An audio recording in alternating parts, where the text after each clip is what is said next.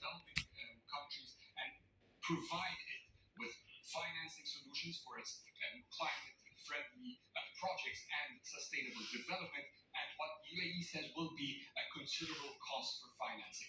In general, the calls for affordable finance has been quite high from African and developing countries who have seen the world asking them to shift quickly to renewables and accelerate their ambitions in terms of relying on industries that consume and have high emissions. In general, these are the usual negotiations that will be coming on in terms of what the global leaders want to have achieved from the developing countries and what actually developing countries can afford. Adel Mahroui, CGTN, Dubai.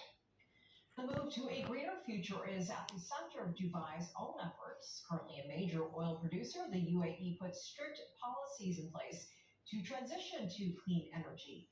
Nick Mudimba has more. Dubai is one of the leading oil-producing countries in the world. They've stored millions of gallons of natural gas and fossil fuel.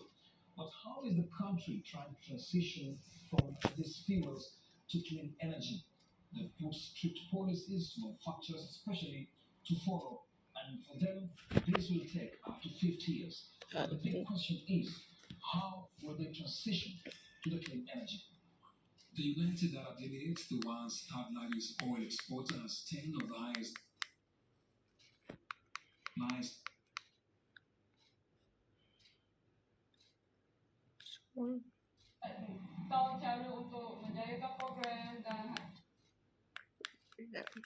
CGTN.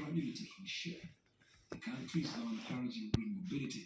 It has also set stricter targets for reducing carbon emissions. The weight is now going down to the manufacturers of different sectors across the country, hoping that it will achieve major cuts within this decade.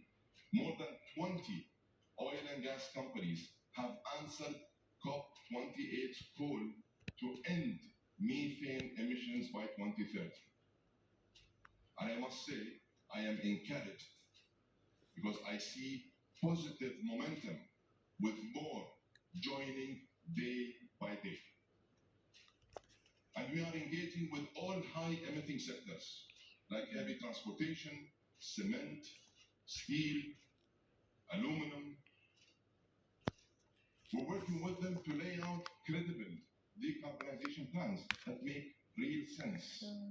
The Dubai government is seeking to slash emissions by 40% by 2030 from a business as usual level, with compared to the earlier plan for a 31% reduction. Even though the responsibility and commitment of phasing out fossil fuels in a certain period of time is unknown, according to the UAE government, mechanisms for carbon capture are also in the pipeline and reduce carbon footprints.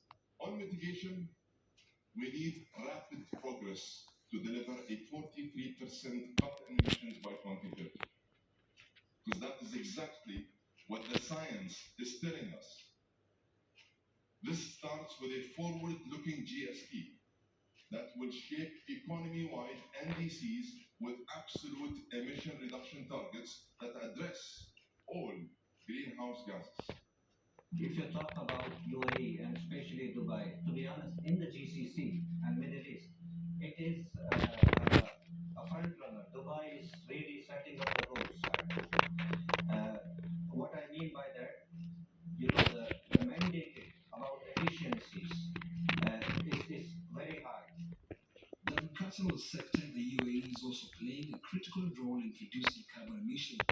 Innovative agri-tech is now a common practice in the country, and according to the pioneers, this will play a huge role in mitigating the current challenges. So carbon neutrality for agriculture is something very close to Alaska as well, and by bringing the farm as close as possible to the end consumer, by reducing the need for imports, by being able to grow inside the UAE and 365 days a year, we're able to reduce massively the amount of carbon emission that is due to transporting these produce from outside. Today, the UAE is importing almost 80% of the food we consume. According to the UAE government, almost 2/3 of the emissions reductions will be accounted for by electricity generation. Industry is expected to account for 16.6% of the reductions, transport 9.7%, carbon capture, utilization and storage 5.3%, and waste 2.1%. Nick Mudima, CGTN, Dubai. In South America, few nations are more aware of the threat of climate change than Colombia. The country has suffered extreme weather catastrophes from earthquakes, floods, droughts, and forest fires. Michelle Begay sat down with the country's environmental minister to hear what Colombia expects from COP28 in Dubai. Colombia's